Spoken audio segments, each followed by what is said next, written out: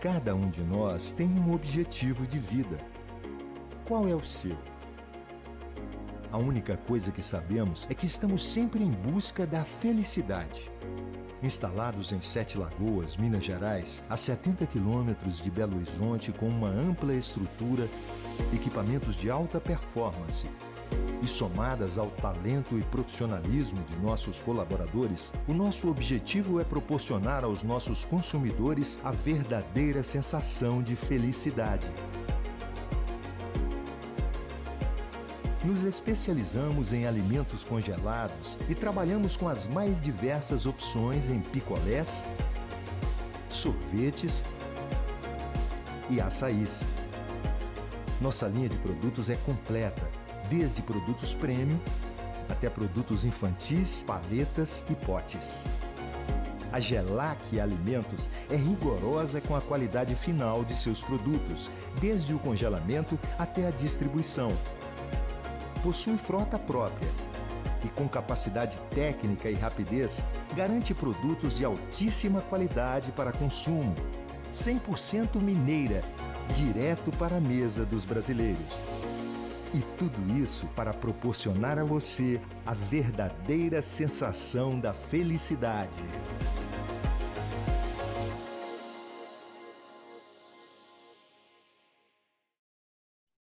Boa noite, muito boa noite. Toda mudança gera medo. E a gente sabe que depois de 16 meses, voltar para a escola será uma mudança e tanto na vida dos estudantes, mas também de professores, de funcionários da escola e também de nós, pais. Se antes da pandemia a gente escolhia uma escola com cuidado e apenas matriculava os nossos filhos naquela escola que nos transmitia segurança, hoje, voltar para essa mesma escola nos causa um frio na barriga. Não por causa da escola, mas em razão de todo esse contexto que nós estamos vivendo diante de um inimigo invisível. Vou tentar acalmar um pouco do seu coração de mãe, do seu coração de pai, que a gente está aqui hoje para tentar responder a uma importantíssima pergunta. É seguro mandar os meus filhos para a escola? O que nós já sabemos sobre essa doença que parou o mundo é suficiente para nos deixar tranquilos? Bem, eu sou Carolina Mendes e essa é a primeira edição do Eu Mãe em Pauta. É uma alegria imensa ter cada um de vocês aqui hoje com a gente, na estreia desse projeto que tem como objetivo levar informação para o público.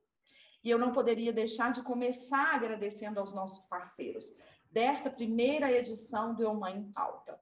Então, muito obrigada, Gelac, ao Colégio Caetano e também o apoio da Clínica Inovar, do Movimento Escolho Estar na Escola, do vereador Janderson Avelar, da Skippers Bilingue, da Clínica Veterinária Dr. Renato Valente e das minhas queridas amigas que estão aqui comigo hoje para me dar aquela força, Carol Azevedo e Carol Alessandra. E por último, mas não menos especial, muito obrigada a Júnia e a Josina, que mais uma vez abriram as portas aqui da casa delas, para que essa também fosse a casa do nosso projeto. Então, meninas, obrigada. Eu sei que elas estão aqui, estão escutando. Então, tá. Então, vamos logo ao que interessa. Eu vou apresentar aqui para vocês a doutora Dilma Elizabeth. Ela é médica pediatra, ela é coordenadora do CTI Infantil e Neonatal do Hospital Nossa Senhora das Graças. E é importante a gente dizer sobre a importância desse hospital neste cenário, porque o Nossa Senhora das Graças não é um hospital que atende apenas Sete Lagoas. O Hospital Nossa Senhora das Graças, mais precisamente a pediatria do Hospital Nossa Senhora das Graças, é o único na região para poder dar esse suporte de cuidados intensivos para recém-nascidos e crianças. Não é isso, doutora Dilma? Isso mesmo. Boa noite, é um prazer estar aqui. Gostaria de agradecer, Carol, pelo convite. Nós somos convidados, eu e a doutora Renata, nós somos coordenadores da UTI NEL, do Hospital Nossa Senhora das Graças. O Hospital Nossa Senhora das Graças é um hospital filantrópico, que não pega só a região de Sete Lagoas, nós temos 35 a 38 municípios que dependem de Sete Lagoas, é a única pediatria da cidade, atende tanto a rede pública, né, os pacientes de SUS, como os pacientes de convênio também. Maravilha. E eu vou apresentar para vocês a minha segunda convidada de hoje, doutora Renata Brant, não está aqui conosco presencialmente, primeiro que a gente não está querendo aglomerar também, né, Dilma? E também porque ela está, coitada, na labuta, ela está na labuta. Renata Brant, médica pediatra, responsável técnica pela UTI infantil e neonatal do Hospital Nossa Senhora das Graças, também está com a gente. Renata, dá um oizinho aí para poder aparecer sua carinha para gente. Vocês estão conseguindo me escutar? Perfeitamente. Porque a internet aqui não é das melhores. Eu estou meio improvisada aqui no quarto da gente, por isso que eu estou sem máscara, estou trabalhando, mas deixei alguém lá fora, mais ou menos, de sobreaviso, para, se precisar, eu não precisar de interromper a reunião. Beleza, obrigada, Renata. Eu sei que ela está toda apreensiva, é muito tímida, mas uma coisa que eu falei com elas ontem na nossa reunião foi o seguinte: vocês já estão há tanto tempo inseridas neste contexto da pandemia, do atendimento a crianças, né, com suspeita e positivadas para a Covid, que eu tenho certeza que nada do que for tratado aqui vai ser novidade para vocês. O objetivo da gente aqui essa noite, como eu já disse, é conseguir esclarecer aos pais que ainda têm medo, dar informação para esses pais que ainda têm medo a respeito da segurança para esse retorno à escola. E como que nós vamos fazer isso? Principalmente dando subsídios para você, trazendo informações para que não importa se a sua opinião vai ser favorável ao retorno presencial ou contra, você tome uma decisão de maneira mais consciente, certo, Dilma? Certo. Eu acho que nós estamos vivendo momentos de muitas incertezas, de muita insegurança. Assim como todos os pais, né, pais, mães, avós, tios, têm a insegurança e têm as dúvidas, nós também, como profissionais, também temos nossas dúvidas e muitas respostas, e muitas perguntas sem respostas ainda. Mas nós estamos aqui para poder ajudar, para poder a gente conversar um pouco, é um bate-papo. Acho que a gente tem que ter a liberdade de cada um tomar a decisão que for melhor, porque acho que os casos são muito individualizados. A gente não pode generalizar. Cada família tem a sua condição, tem os seus medos, e a gente tem que respeitar, né? Tudo isso aí. E o contexto familiar também, né? O contexto. Cada um sabe o que viveu durante essa pandemia para retornar, o caso de quantos familiares eles perderam, né? Se teve caso grave na família, normalmente essa família vai ter mais medo para voltar do que uma família que não teve caso grave. Exatamente. Então, tá, gente, eu só estou vendo aqui onde está a apresentação, Carol, é aquela do alto à direita. A gente vai passar uma pequena apresentação só para contextualizar a situação da Covid em Sete Lagoas, no Brasil, no mundo, em relação ao público infantil. Esses números são muito importantes porque mostram como é a incidência da doença para esse público. Então, vamos lá, Carol, me ajuda aí. Isso mesmo. Coloca embaixo aí no azulzinho, compartilhar. Isso. Isso. Agora só arrasta essa janelinha aí para baixo um pouquinho, você vai achar.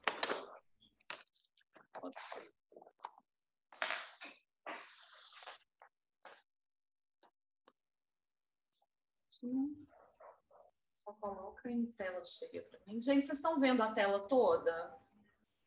Ou não? Tá dando para ver a tela toda? Tem uma solta. Tá, né? O finalzinho tá cortando. Né? Tá, Carol, vamos colocar aí em tela cheia.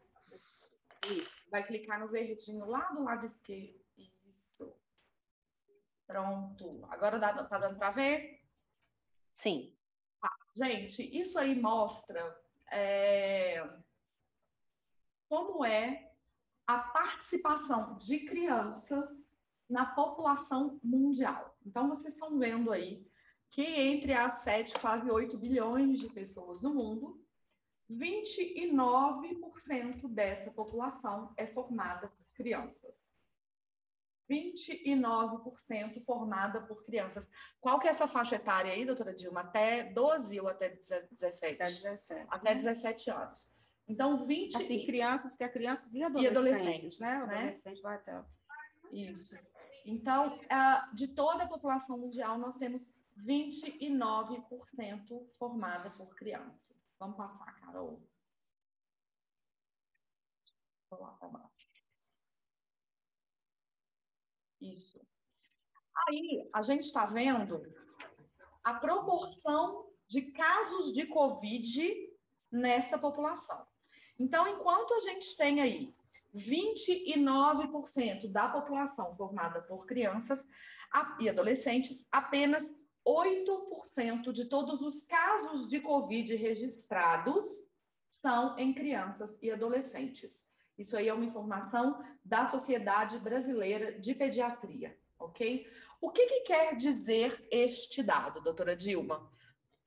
Isso quer dizer que as crianças são o menos acometida em relação ao Covid, né? Uhum. Apesar que a notificação, existe muita subnotificação, porque como a maioria das crianças são assintomáticas, a gente acaba não fazendo exames. Uhum. Então, talvez essa percentagem possa ser até um pouco maior, porque são subnotificados.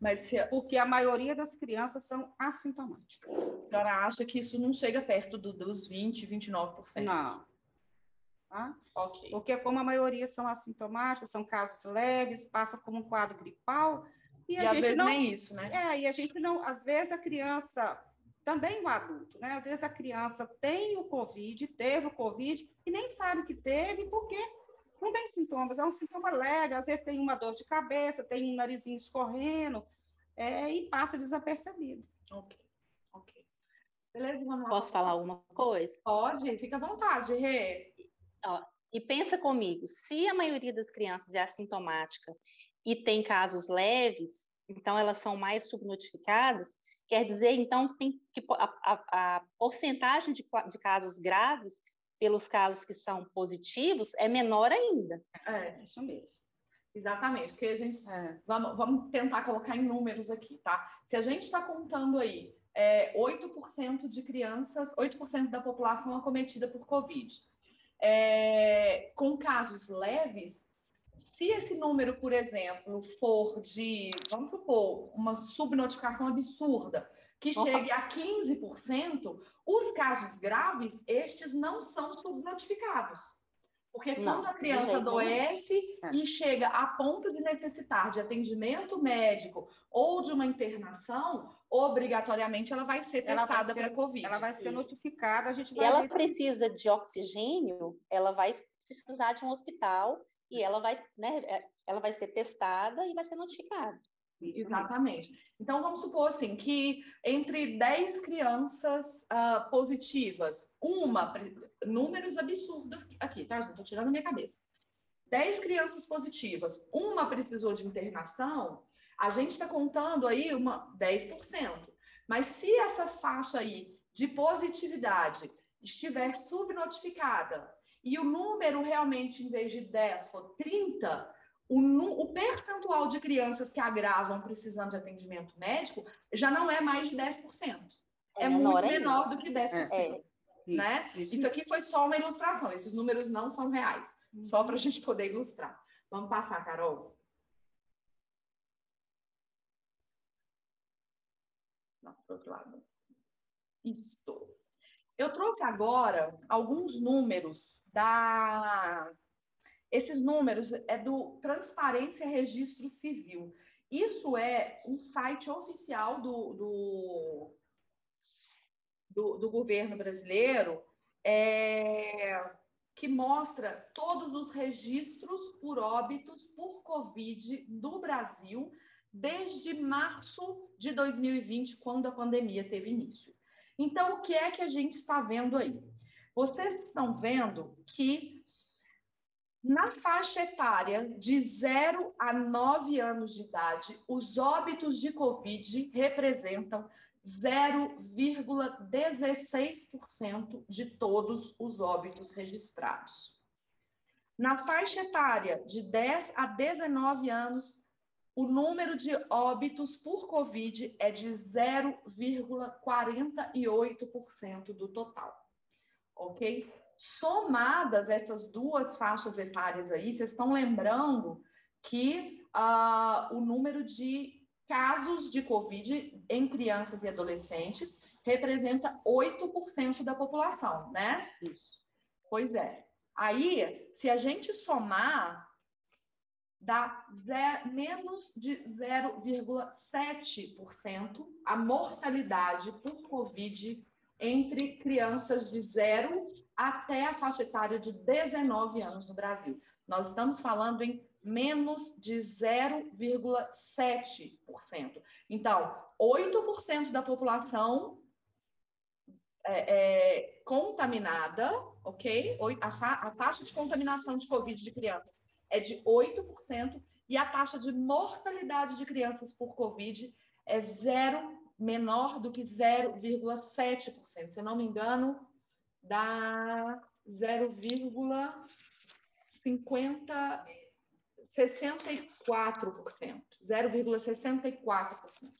Essa é a taxa. Eu acho esse número importantíssimo, doutora Dilma, Renata. Quem quer comentar isso? Vai que é a sua, Rê. Como eu falei, né, como o número é subnotificado, esse menos de 0,7%, menos de 1%, vamos colocar 1%, ele tá super notificado, na verdade. Assim, ele tá exagerado. É menos do que isso ainda. A gente só vê menos de 0,7%, porque já que a população, né, assim, já que quem adoece, já que tem muita subnotificação. Não, mas aqui, Renata, aqui eu estou falando de óbitos já registrados. Pois aqui é, aqui a menos... não é 0,7% da população, não. É 0,7% dos 544 mil óbitos registrados no Brasil por Covid desde o início da pandemia. Esse é o número de óbitos, na verdade, não é o número de casos graves. Eu tô achando não é óbitos. Eu tô no celular, a minha tela não está conseguindo ver tudo aqui. Tem problema não. Os óbitos incluem nesse meio de 0 a 9 anos, inclusive os casos de mães que pegaram Covid, que ficaram graves, que tiveram os seus filhos, às vezes, dentro de uma UTI adulto, né, que é né, assim, que acontece, nós vamos falar mais sobre isso, né? Que, na verdade, a gente teve alguns casos aqui em Sete Lagoas, e teve no Brasil inteiro, no mundo inteiro, principalmente esse ano, o maior número dos casos que a gente teve aqui dentro da UTI foi de prematuros, de mães que tiveram Covid grave, que tiveram na UTI, né, de gestantes que pegaram Covid e foram para a UTI. Então, vamos falar sobre esses casos que vocês viram aqui em Sete Lagoas. Passa para a gente, Carol, por favor. Internações pediátricas por Covid em Sete Lagoas. Números de enfermaria. Vamos lá. Nós tivemos em março... Aí, gente, vocês estão vendo aí nesse gráfico, em roxo, os casos suspeitos, e em azul, os casos que foram confirmados, tá? Então, vamos lá, vamos debulhar esses números aí. Em março do ano passado, quando começou a pandemia, nós tivemos 4 casos suspeitos na pediatria, isso não é na UTI, isso na enfermaria, e nenhum confirmado. 7 suspeitos em abril e nenhum confirmado, 4 suspeitos em maio e nenhum confirmado, 7 suspeitos em junho e nenhum confirmado. Julho do ano passado foram 16 casos suspeitos e nenhum confirmado. Isso por quê? Frio, né, doutora Dilma? E também, quando fala esse caso suspeito, toda criança que você chega, é um protocolo, né, que é seguido pelo Ministério da Saúde, da Sociedade Brasileira de Pediatria.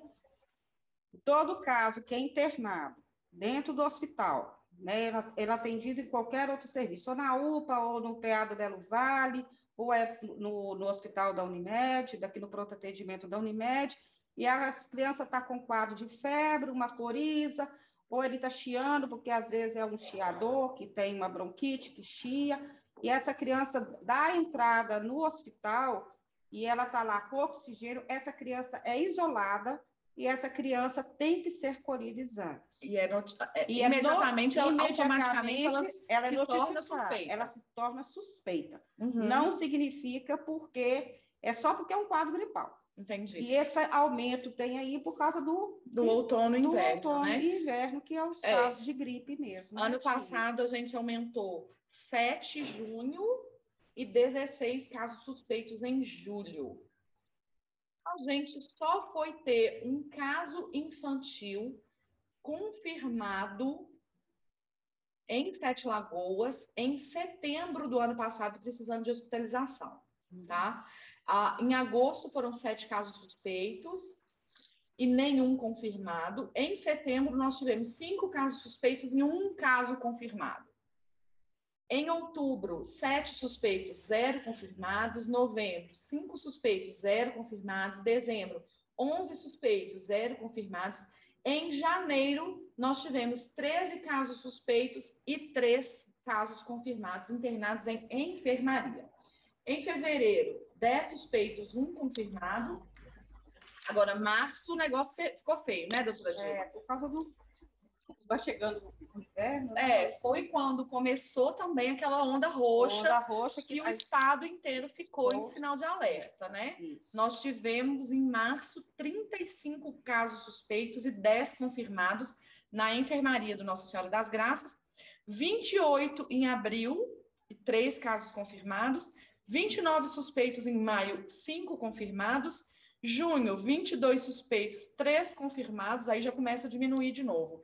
E em julho, neste mês que nós estamos, tivemos 18 casos suspeitos e apenas 1 confirmado na enfermaria.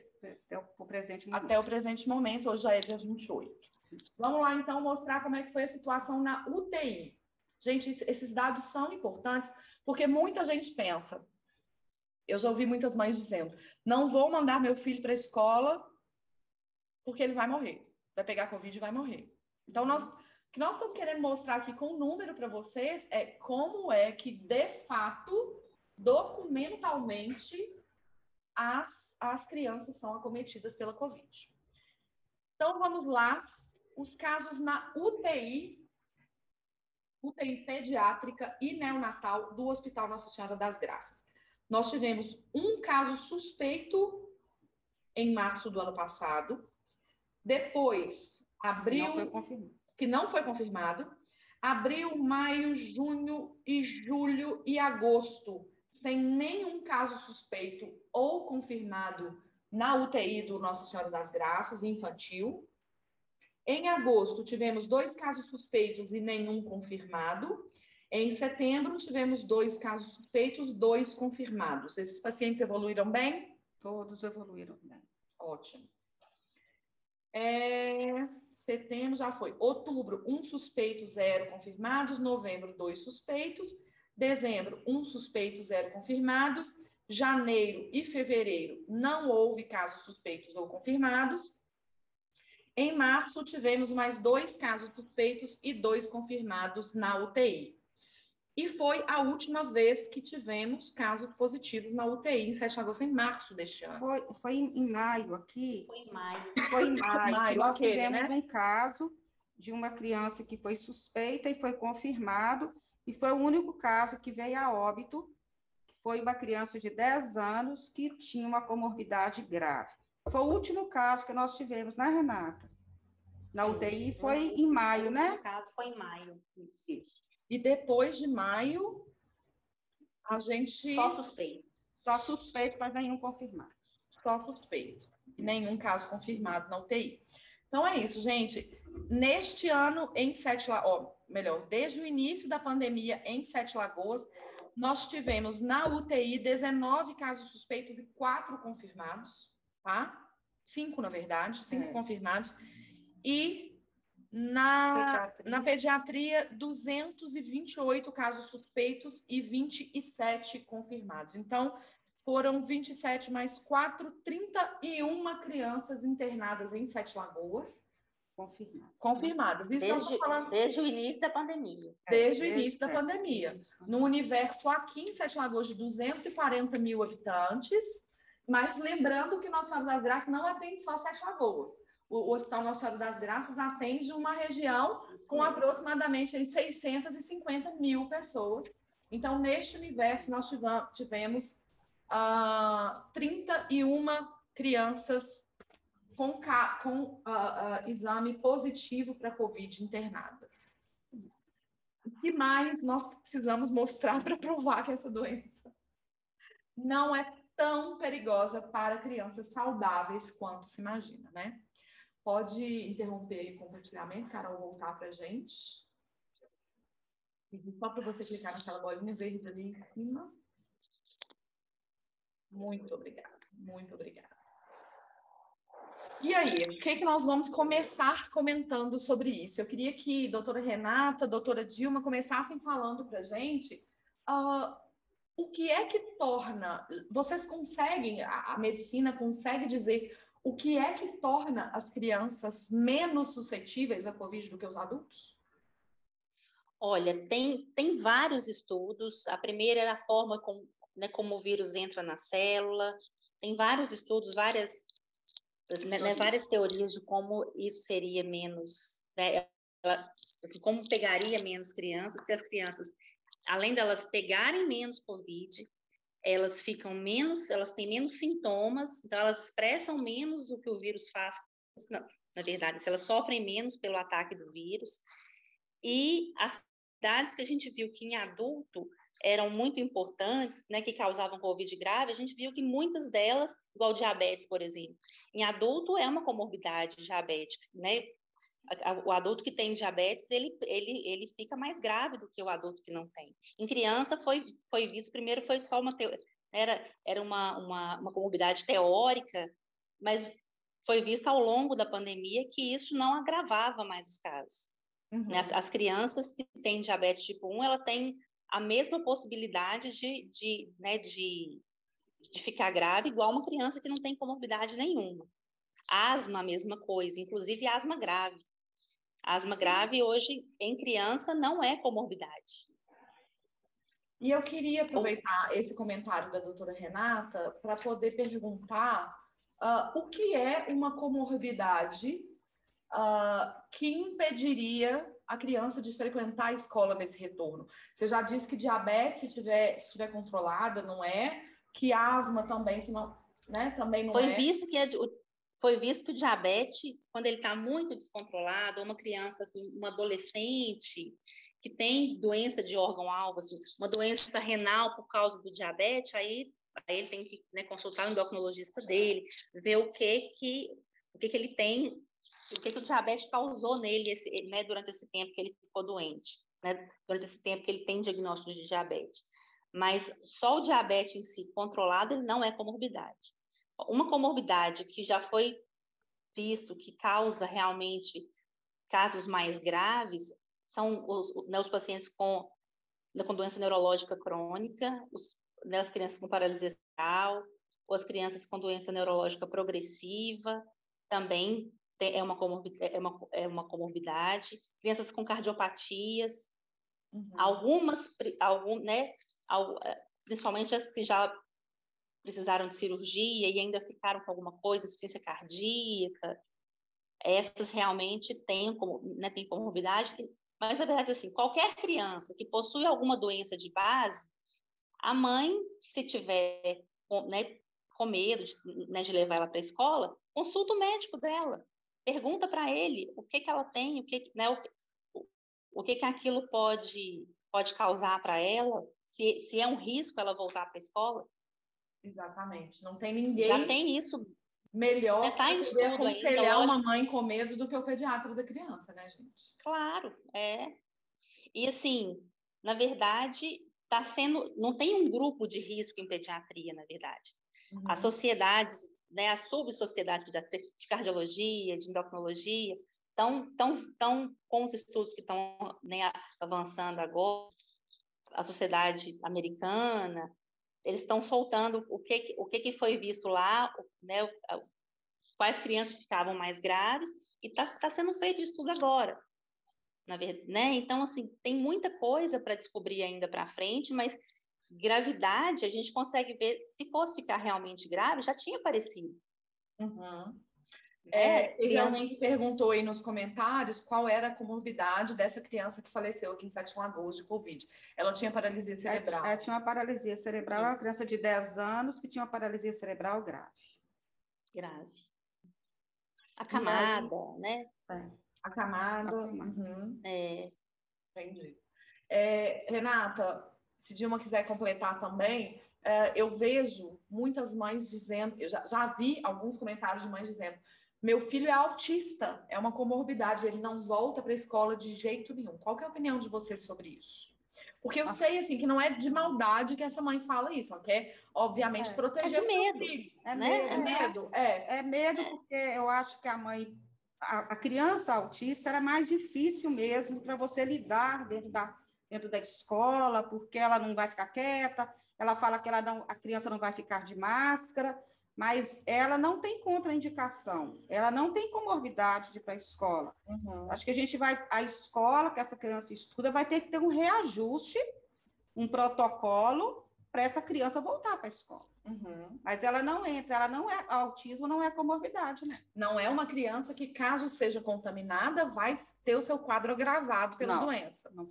Eu acabei de ler uma pergunta aqui agora, além do autismo também, porque eu falei da asma, nem asma, nem alergias também, mesmo alergias graves, não são comorbidades. Uhum. O autismo, ele não tem um risco aumentado de outras doenças. Na verdade, realmente, a única coisa que torna mais difícil um autista ou alguém que tem até uma doença neurológica leve voltar é a escola vai ter que ter um outro olhar para ele, ou colocar alguém mais de olho nele, né? Assim, se a mãe vê que ele realmente não consegue seguir ordem nenhuma, fica realmente a critério de cada família, isso igual eu falei, assim. Cada um tem o seu contexto, cada um sabe de si, sabe do seu filho, mas na verdade a gente subestima muito os filhos da gente. Mas não é necessariamente, então, por uma questão de que aquela doença vai se agravar. Não. Autismo não, de jeito nenhum. Né? E no caso, por tem exemplo... algumas outras comorbidades que não vem ao caso eu falar que a doença hepática, aí realmente é melhor criança com alguma comorbidade, alguma doença de base. Procure o seu médico, procure ver com ele o que a sua criança tem, para ver se você pode voltar de uma forma segura, porque a gente não quer que volte à escola de qualquer jeito também, claro, né? Tem que ser de uma forma segura. E já que a gente está falando em voltar de forma segura, qual seria a dica que não pode faltar para as famílias se cuidarem para fazer a parte delas para esse retorno ser seguro? O que vocês acham que máscara que as crianças devem usar? O que vocês aconselham em relação a essa questão de máscara? A partir de qual idade? Como que vocês acham que a família deve tratar essa questão da segurança do retorno? Bom, na minha opinião, eu acho que a família, os pais, têm que cobrar da escola, já está bem nítido que as escolas vão voltar, e tem que cobrar das escolas e dos gestores públicos, né, municipais, estaduais, um protocolo sanitário para que as crianças voltem às aulas.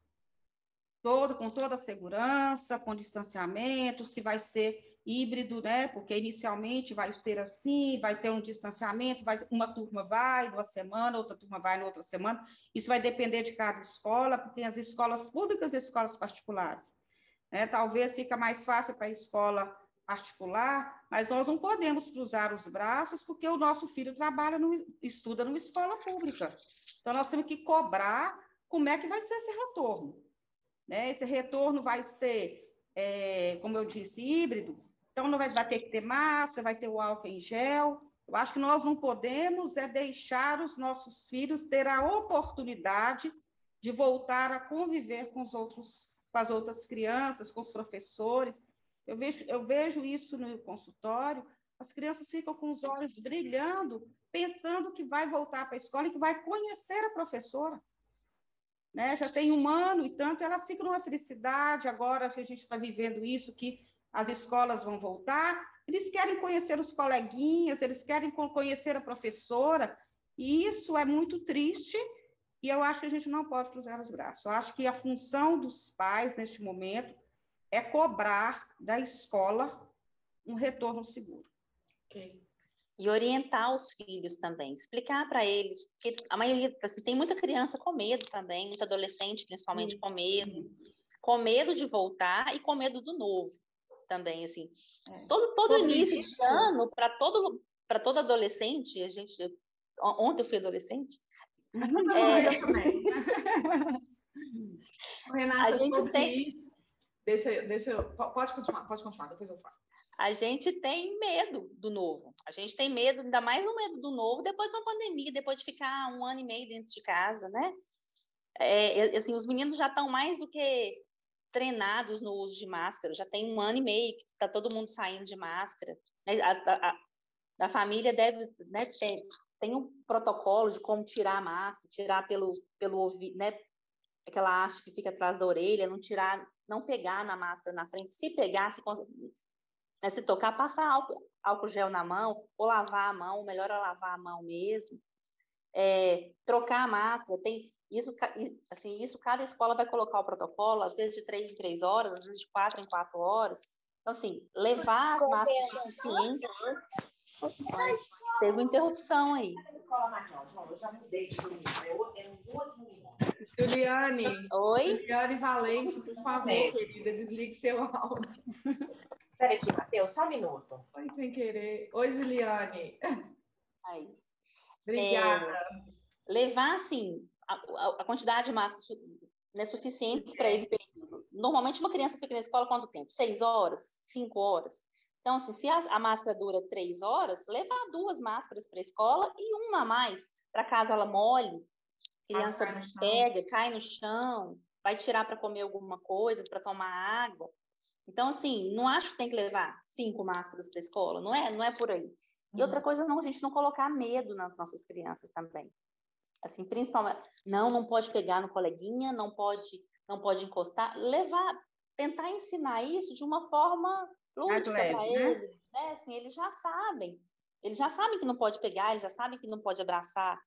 Assim, a gente claro, tem que seguir um protocolo todo certinho, a escola vai treinar os meninos, mas treinar de uma forma que eles não fiquem morrendo de medo de encostar no coleguinha. Se o coleguinha tirar a máscara, ele vai morrer, né? Assim, a gente tem que ver, a gente está com medo, a gente teve medo desde o início, agora que a gente está vendo que tem um monte de coisa que não é bem assim, mas assim, a gente tem que tentar explicar para eles também, se a gente tem medo, se eles estão vendo a gente com medo desde o início, eles não vão ter medo por quê? Exatamente. Né? Sobre o que eu queria comentar, todo mundo que fez inscrição aqui para participar dessa primeira edição do Mãe em Pauta vai receber amanhã por e-mail um exemplar de um e-book escrito pela Carol Alessandra, que é psicóloga, psicopedagoga, coach familiar.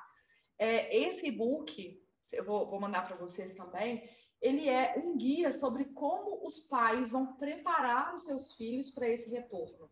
Não é nada muito absurdo, são dicas simples, fáceis de seguir, para poder identificar se os filhos já estão prontos para esse retorno. Porque eu digo o seguinte, lá atrás, as crianças viram a gente faltando tomar banho de álcool em gel quando voltava do supermercado. Eu falo que eu saía para o supermercado de cabelo preso, sem brinco, sem anel, sem relógio, celular eu deixava dentro do carro, roupa de manga comprida, né? Máscara, o sapato, aí entrava em casa pela área de serviço, tirava a roupa, sapato, tudo lá, e já corria para o banho, lavava o cabelo, você saía de casa 2 vezes por dia, lavava o cabelo 2 vezes por dia. Meus filhos me viram fazer isso lá atrás, né? Os meninos entravam de sapato em casa, não, pode voltar, tira esse sapato, não é pra voltar. Exatamente, vai lá e passa a mão quaternária lá na sola do sapato. Limpa a casa toda. Eles viram em algum momento a gente fazer isso.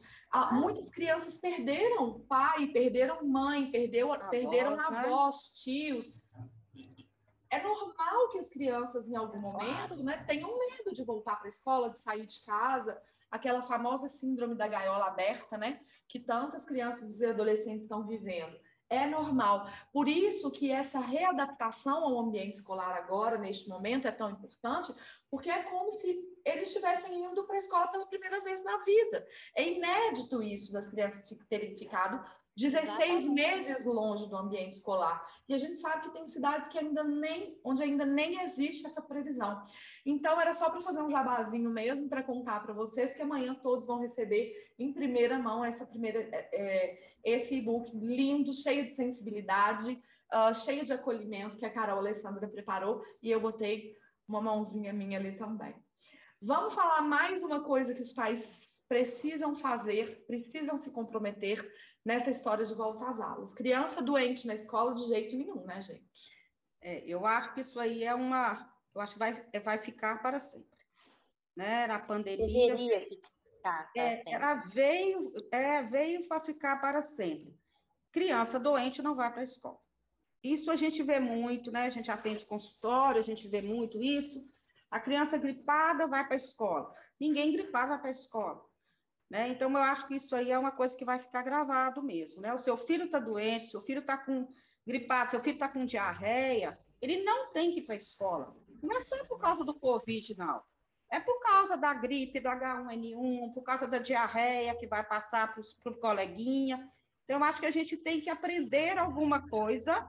Essa pandemia veio para ensinar alguma coisa para a gente. E a gente pensar no próximo.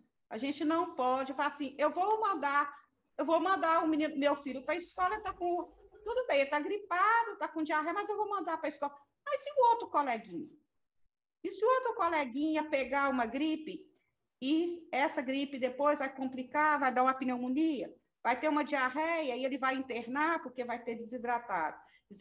Então, eu acho que veio para a gente poder pensar no próximo. E aquilo que a gente estava conversando ontem também, né? Às vezes não é Covid de fato, mas pode ser H1N1, que é um vírus muito mais perigoso para as crianças do que a própria Covid, né, Renata? Sim. E assim, a gente não quer que um filho da gente pegue doença nenhuma. Mas a gente, às vezes, manda gripado, manda com alguma coisa e não se importa que o filho do outro pegue. Igual o Dilma falou, assim, a gente tem que ter empatia pelo outro também, né? E não deveria ficar isso para sempre, na verdade, assim. Até a gente deveria fazer isso. A gente doente, no Japão é assim, a pessoa gripada, ela não vai, ela anda na rua de máscara. Sempre foi assim, a vida inteira foi assim. Então, assim, a gente gripada, a gente com alguma coisa, a gente fica mais quieto em casa mesmo. Para você, uma doença que você sabe que é contagiosa, né? Diarreia, alguma gripe, alguma coisa com sintoma respiratório. Você deveria ficar mais quieto em casa, ou mesmo, né, a maioria das vezes não tem jeito de a gente ficar quieto em casa, ficar mais isolado dos outros, mesmo no ambiente de trabalho. Né? Não tomar no copo do outro, se tiver gripado. Tem gente que não está nem aí. Um pouquinho de consciência social não faz mal para ninguém, né, gente? Sim. Maravilha. A gente tem mais perguntas e eu queria que vocês falassem sobre a síndrome inflamatória multissistêmica pediátrica. É uma coisa com a qual os pais devem se preocupar? Qual é a prevalência dessa síndrome? E se nós tivemos algum caso, algum óbito relativo a essa síndrome aqui em Sete Lagoas? Bom, a síndrome inflamatória multissistêmica pediátrica, né, é uma síndrome, como o próprio nome diz, é inflamatória, que geralmente manifesta de 2 a 4 semanas pós o COVID. É raro, é muito raro esses casos. A maioria dos casos evolui sem uma gravidade maior, e geralmente manifesta. Então, vai manifestar 2 a 4 semanas, ela teve um COVID, ou às vezes a mãe nem sabe que teve COVID, porque a criança foi assintomática, e depois a criança começa a apresentar uma febre persistente, começa a apresentar dor na barriga, começa a apresentar uma tosse, e com comprometimento de vários órgãos, e com exames todos alterados, com processos inflamatórios. Nós tivemos casos aqui em Sete Lagoas, nós tivemos um caso muito grave de uma criança que ela foi para o CTI, é uma criança de 9 anos, que ela não tinha comorbidade, e foi uma surpresa, assim, uma surpresa porque a história é que conta que o pai teve Covid, mas tinha mais de um mês que ele tinha tido Covid, e quando essa criança deu entrada no CTI grave, que nós levantamos a suspeita de SIMP, e foi confirmado mesmo. A família nem sabia que essa criança tinha tido Covid, teve contato com o pai. Uhum. Nós tivemos mais 2 casos, se não me engano, mas foram na enfermaria, eles nem chegaram para o CTI, todas essas crianças evoluíram bem. Graças. É raro, Uhum. né? Essa é a realidade, a maioria evolui bem. Ótimo. Renata, quer complementar alguma coisa? Quais são os sinais aí que os pais devem observar para poder procurar um atendimento de urgência que podem ser indicativos, de repente, de uma SIMP? Principalmente febre. Depois de um quadro, a criança teve um quadro gripal, sintomático, né? Ou a família teve Covid, ou foi suspeita, mas nem testou, e a criança passa um tempo, ela começa a ter febre. Uhum. Pode ser uma outra coisa, mas ela deve procurar atendimento. Ótimo. Para descartar, pelo menos.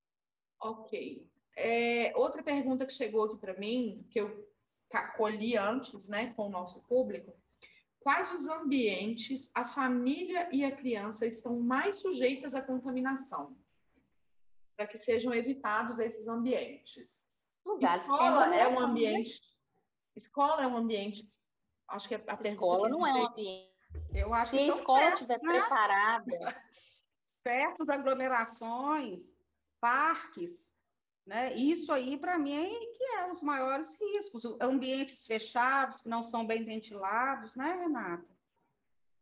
isso, principalmente as festas de família, que é onde que a gente está vendo que tem o maior número de contaminação, que as pessoas ficam muito próximas umas das outras, né? Em bar, o problema de liberar a escola, agora, até os primeiros estudos foram para liberar a escola só quando tivesse um certo número de casos por cada 100 mil habitantes, se não me engano, são 20 casos para cada 100 mil habitantes, Sete Lagoas tem mais que isso, mas isso num contexto de um lockdown, né? De um contexto que todas as famílias estão em casa, todo mundo respeitando a tudo está quarentena, funcionando e menos a escola, que né? está todo mundo em quarentena, direitinho, se resguardando. E aí as crianças ficam em casa até isso começar a diminuir para elas voltarem.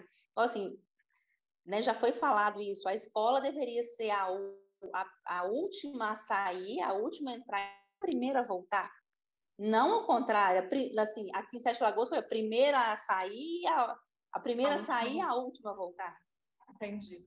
Em Belo Horizonte já se estuda, parece que está sendo autorizado pela prefeitura, eventos com até acho que 600 a 800 pessoas e futebol com público nos estádios, né? Então, cinema já voltou, festas já voltaram. Eu não sei aqui em Sete Lagoas, acho que não sei se é 150 pessoas. 150 pessoas aqui. Pois é, já voltou. Aí e a escola não pode voltar. Maiores. Eu acho que é aí que mora o perigo, né?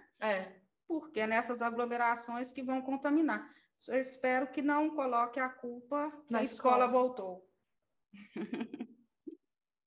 Aí, né? Eu vou levantar uma placa. Eu avisei. Beleza, gente. Mais uma questão que a gente precisa conversar. Vacina. Tudo bem, nós já temos todos os professores vacinados com a primeira dose de uma vacina que tem uma alta capacidade de proteção, né? Uma alta eficácia. É necessário aguardar a vacinação em segunda dose dos professores e é necessário aguardar a vacinação das crianças para que elas retornem à escola? Hoje eu vi um comentário bem maldoso dizendo assim: vacina de professor não imuniza aluno. O que vocês têm a dizer sobre essa pérola? Bom, primeiro não tem vacina para criança ainda. né? Então, não tem como esperar as crianças vacinarem para poder voltar à escola, porque a gente não sabe quando que as crianças vão ser vacinadas. Tem estudos aí, né, que estão ainda na fase 2 de crianças vacinadas de 3 anos até 17 anos, mas está na fase 2. Nós não temos vacina ainda para crianças. Principalmente dos menores de 12 anos, né? Parece que 12, Hoje 17 já foi, até do Ministério da Saúde saiu que ia ser vacinado. que parecendo que vão vacinar de 12, mas até então, se vacinar todas as crianças, a gente não vai começar as aulas tão cedo, né? Porque nós não sabemos quando que vão ser liberados para as crianças. Eu não acho... Pode falar, Renata. Outra coisa, esses estudos que estão sendo feitos, né, com crianças de 3 anos até os 12 anos, o que está vendo é isso, como o risco deles desenvolverem a forma grave é pequeno, será que o risco da vacina tem que ser menor, né, menor do que o risco da doença? Aí é isso que está sendo estudado agora para ver se as crianças vão ter que ser vacinadas mais para frente, até para o vírus circular menos. Às vezes não é para elas não pegarem a doença, é para a gente ter uma menor circulação do vírus. Mas não é impensável começar a vacinar a criança antes de vacinar todos os adultos. São os maiores, são os de maior comorbidades, né? Não é comorbidades, mas que tem maior risco são os adultos. Eu falei assim, de 0 a 10, 12 anos, tem estudo que fala 10, tem estudo que fala 12. Não devia, né? Assim, os riscos de não voltar à aula são muito maiores do que o benefício de ficar em casa, né? De uma possível não contaminação na escola, o risco de não desenvolvimento, de atraso neuropsicomotor, de um monte de ansiedade, de distúrbio de sono, de um monte de coisa. De 12 até 18 anos, começa a diminuir um pouquinho o risco, né, de atraso de desenvolvimento, mas principalmente de socialização nessas crianças, esses adolescentes, na verdade, que vivem em grupo, que eles precisam disso para o desenvolvimento deles. Será que para frente, não foi feito estudo, né, disso ainda, mas será que para frente eles não vão ter uma capacidade de socialização quando adultos muito menor do que se eles, né, não tivessem sido privados disso? Adolescente já tem um risco maior de ansiedade, já tem um risco maior de distúrbio de sono mesmo, pela própria, né, fase da vida que eles estão vivendo. Aí, só que, né, isso tem que ser levado muito em consideração. Agora, as pessoas maiores de 18 anos, a volta à escola, a volta à faculdade, a volta, né, das pessoas adultas, né, maior de 18 anos, isso sim, agora é uma coisa que é mais difícil da gente, né, falar sobre isso agora, porque a vacina está aí. Então, assim, as crianças não precisam esperar a vacina para poder voltar para a escola. As crianças, a gente não tem dúvida disso mais, né? Principalmente dos menores de 12 anos, é que não tem dúvida mesmo. Não é uma coisa polêmica. Não é, como eu também não acho que tem que ser um condicionante para poder voltar às escolas com a segunda dose da vacina dos professores. Elas já já tomaram a primeira dose. Acho que os cuidados continuam o mesmo. Acho que vários profissionais de saúde, não é profissionais de saúde, vários funcionários, várias pessoas tomaram uma dose e continuam trabalhando, como tem várias pessoas que não tomaram nenhuma dose. Bancários, por exemplo, não foram vacinados. E continuam trabalhando. Eu não acho que isso é justificativo. E ainda mais que vai voltar com protocolo sanitário, vai voltar híbrido. Então, eu acho que não vejo por que não voltar às aulas. Os professores estão num ambiente protegido para eles. Protegido para eles. Vai ter um protocolo muito mais do que a gente, né? Porque a gente trabalha, por exemplo, dentro do hospital. A gente sabe que o nosso risco é muito maior, né? Porque a gente lida com os pacientes, com paciente doente. Então, eu acho que é muito pior. Agora, eu queria falar um pouquinho sobre, não sei se você vai abordar isso, a Renata falou, eu queria complementar. Eu acho que a gravidade, o malefício de não voltar às escolas, isso me preocupa muito. porque o que nós estamos pegando de casos, né, de crianças com depressão, com distúrbio de sono mesmo, obesidade, eu estou pegando um consultório, crianças que não conseguem sair mais do computador, não conseguem mais desligar de eletrônicos. Isso é muito triste, porque é vício. Eles estão trocando os vícios, e o vício agora é tela.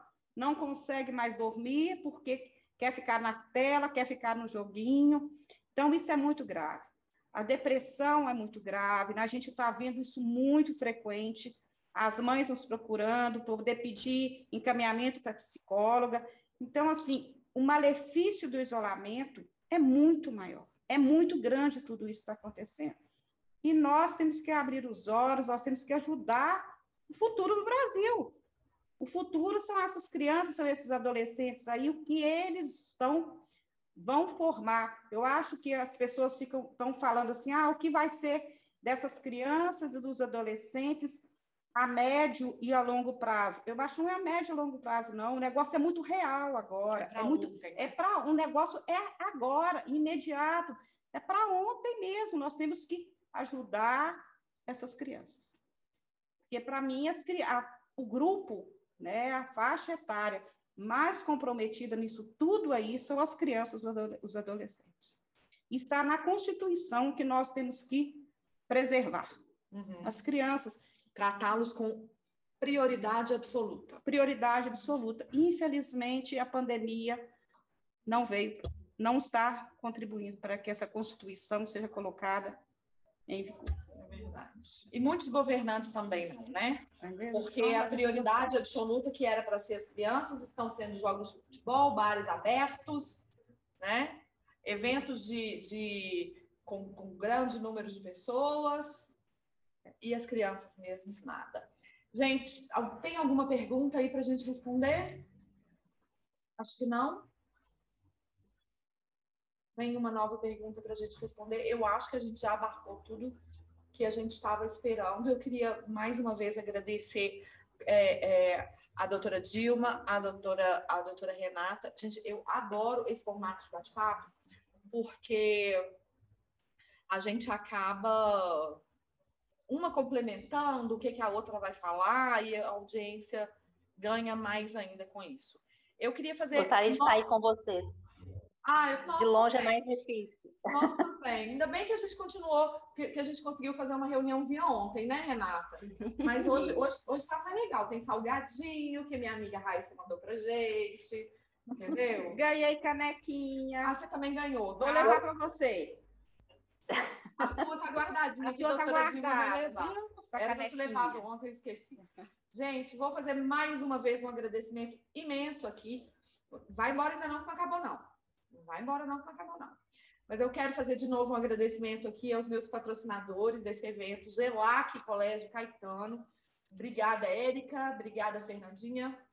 Beijo enorme para vocês. E também os nossos apoiadores, Inovar Clínica de Saúde, Movimento Escolha Estar na Escola, vereador Janderson Avelar, Skippers Bilingue e a Clínica Veterinária Dr. Renato Valente, também conhecido como Maridão. E também as minhas fadinhas, Carolina Azevedo e Carolina Alessandra, que estão aqui comigo, quase uniformizadas nas duas, vocês não viram. Nós já estão praticamente uniformizadas. E Júnia, Josina, que mais uma vez abriram as portas aqui dessa casa deliciosa para nos receber. Gratidão a vocês, gente. Vocês têm que vir aqui conhecer esse lugar, porque assim, quem gosta de casa... Dilma já falou comigo, meu Deus, nem vou. Renata falou assim, ainda bem que eu não vou, porque eu estou querendo mudar as coisas lá em casa. Vem depois para poder conhecer, porque só tem coisa linda por aqui. Cada um de vocês que está em casa, que nos acompanhou hoje, ou que não conseguiu acompanhar ao vivo, mas que está nos acompanhando depois pelo podcast ou pelo YouTube, muitíssimo obrigada também pela audiência. A gente vai finalizando por aqui, mas antes eu quero contar para vocês a respeito do Eu Mãe em Pauta do mês que vem. Por quê? Porque o Eu Mãe em Pauta é um programa mensal que a gente vai fazer toda última quarta-feira do mês, e de julho para agosto a gente vai de alhos para bugalhos. A esse mês a gente está falando de filho, no mês que vem a gente vai falar de mães. E para isso eu vou receber Paula Adjuto e Janine Arnaud, uma estilista, professora de moda, a outra designer e consultora de acessórios. Nós vamos falar sobre o bem-estar da mãe através da forma em que ela se veste. Elas vão dar dicas valiosíssimas para a gente que vive correndo e mal dá tempo de botar um brinco para a gente poder sair bonitinha na rua. Gente, eu não sei vocês, mas eu sou assim. Brinco é um que fica um mês na orelha para não precisar ficar trocando. Exatamente. Né? Hoje eu cheguei aqui, cadê meu sapato? Né? Agora está aqui. Mas a gente sempre se deixa por último. Então, a ideia dessa palestra no dia 25, última quarta-feira de agosto, é a gente te dar dicas para você se tratar com um pouco mais de carinho e conseguir sair mais bonita, mas sem trabalheira. Tudo muito prático para valorizar o seu tempo. Então, fica ligado lá no Instagram, @mendescarol, que a partir de segunda-feira a gente já começa a falar nesse assunto e não vou demorar para abrir as inscrições. Outro recado que eu queria dar, lembrar mais uma vez, cada um de vocês vai receber por e-mail o e-book escrito pela Carol Alessandra, com dicas para ajudar o seu filho na reinserção ao ambiente escolar. E mais uma vez, obrigada, Renata, obrigada, Dilma. Eu vou deixar a palavra final com vocês, para que vocês tentem enxergar na frente de vocês uma mãe, um pai que está com medo de mandar seu filho para a escola. Qual é o recado que vocês duas, profissionais da saúde infantil, teriam para dar para esses pais? Quem começa? Bom, eu acho que os pais que estão com medo, com insegurança, eu acho que tudo isso é normal, né? Porque nós vivemos uma pandemia muito triste, perdemos entes queridos, mas que a gente não acomode, que lutemos, vamos continuar lutando pelos direitos dos nossos filhos. As inseguranças existem, cobrar dos gestores públicos, né, municipais, da escola, da diretora, enfim, de todo esse protocolo para que as crianças voltem com segurança. Acho que sim, tem que voltar, mas tem que ser com segurança, né? Porque senão não vai dar nada certo. Então, vamos cobrar. Tem dúvida, vai atrás do seu pediatra, vai discutir com o seu pediatra. Você acha que meu filho tem condições de voltar? Você acha que tem contraindicação? Então, assim, nós não podemos cruzar os braços e acomodar. Excelente, Dilma. Renatinha, já são BFF. Renata, vamos lá. E deixar nossos filhos com atraso de desenvolvimento, com atraso de socialização. Não é nem atraso, é regressão. Porque eu assisti outro dia uma live que você fez com a doutora Suzana, muito minha amiga também, né, falando de poda... de amiga, hein? Eu, Suzana, você tá bem com amiga. Eu também. Falando de poda... É Dilma, claro. Falando de poda neural, que tem uma idade que para as coisas desenvolverem e às vezes correr atrás disso depois que já passou a hora de aprender, ou que às vezes o cérebro já esqueceu daquilo.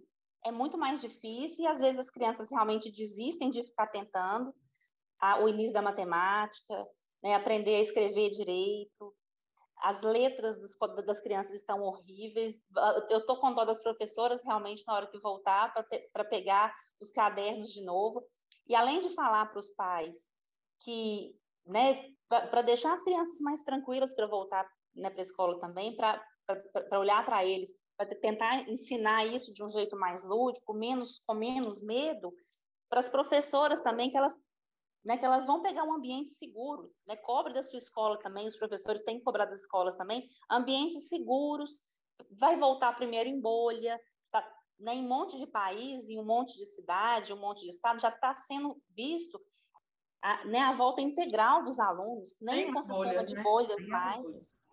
E a gente nem voltou no sistema de bolhas primeiro com esse sistema de bolhas, ver como é que vai ser, deixar as crianças se adaptarem a isso primeiro, para depois a gente começar a pensar. E a gente tem que ter muita consciência, principalmente nós pais, eu estou me colocando no meio também, que eu também sou mãe de dois, uma de 12 e um de 8, que nós somos muito responsáveis por isso também. A gente não mandar para a escola as nossas crianças com qualquer sintoma. Não é com suspeita de Covid, é com qualquer sintoma. E, principalmente, meu filho não está com sintoma, mas eu estou. Eu posso mandar ele? Não. Tem algum familiar que eu tive contato que está com Covid, eu posso mandar minha criança para a escola, ela não está sentindo nada? Não pode. Porque, senão, isso que a gente ganhou agora vai retroceder, porque não é um sistema engessado.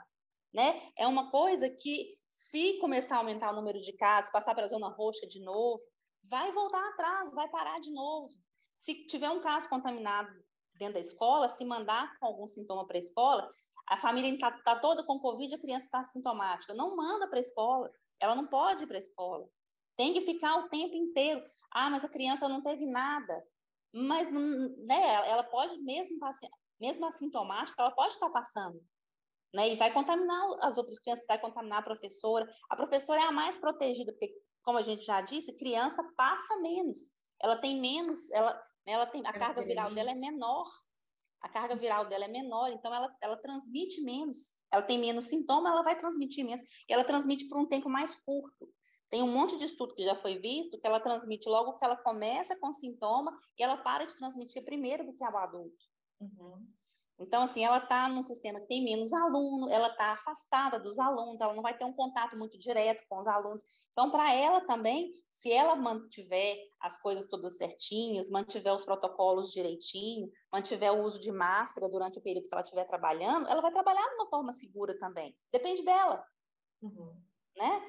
Ela tem que se sentir segura, né? Para ela se sentir segura, depende da escola e depende dela. Igual a gente trabalhou, igual o bancário trabalhando, né, como você falou. Então, assim, e para a gente parar com esse negócio de política, de ficar de um lado e de outro, um lado não olha, não enxerga o outro, não entende o outro lado, não é por aí. E enquanto isso, nossas crianças estão ficando cada vez mais largadas para a última posição, na verdade. Porque o mundo todo voltou, a gente está vendo bar cheio, a gente está vendo um monte de coisa cheia, a gente está viajando, estou vendo um monte de gente partiu praia, partiu, né? Todo mundo viajando, o aeroporto está um absurdo de lotado, passagem aérea cara, e por que a escola não? Né? Se for tomado todas, não é escola de qualquer jeito, mas é voltar as nossas crianças a socializar com outras, a voltar as crianças a aprender direito, porque fica eles fingindo que estão aprendendo, fazendo prova, a gente não sabe como que é, porque a gente, né, nós mães, a gente não tem tempo de ficar o tempo inteiro com as crianças. Ou pagando professora particular, fazendo economia para pagar a escola particular. Eu vi muitas mães tirando as crianças de escola particular e escola pública para ter dinheiro para conseguir pagar professora particular para eles, porque não consegue ver, porque estava se culpando de um monte de coisa. Né? Assim, a gente não consegue trabalhar, olhar cada coisinha da criança, olhar caderno, olhar o que ela estudou para a prova, o que ela sabe para a prova para estudar. A gente não consegue fazer isso. Não tem jeito. E não adianta se culpar, porque mesmo culpando, a gente não vai conseguir. Isso mesmo. Um pouquinho de leveza, um pouquinho de bom senso não faz mal para ninguém, né? Exatamente. Maravilha. Levar a vida mais leve. Esse é o, né? esse é o caminho. Levar a vida mais leve. Esse é o caminho. Cobrar menos. A gente se cobra sempre, a gente engravida e já começa a se cobrar, não tem jeito. Não, a gente começa a se cobrar antes de engravidar mesmo. É verdade. Por que eu não consegui? Nós vamos falar sobre isso, gente. Vamos falar sobre isso. Porque esse programa foi feito para todas as mães identificarem aqui as suas dores em relação aos seus filhos, em relação a elas mesmas. E eu agradeço mais uma vez muito, Renata, Dilma. Adorei ter vocês com a gente. Meninas, a minha equipe linda que está aqui comigo. Júnia, Josina, meus patrocinadores, Gelac,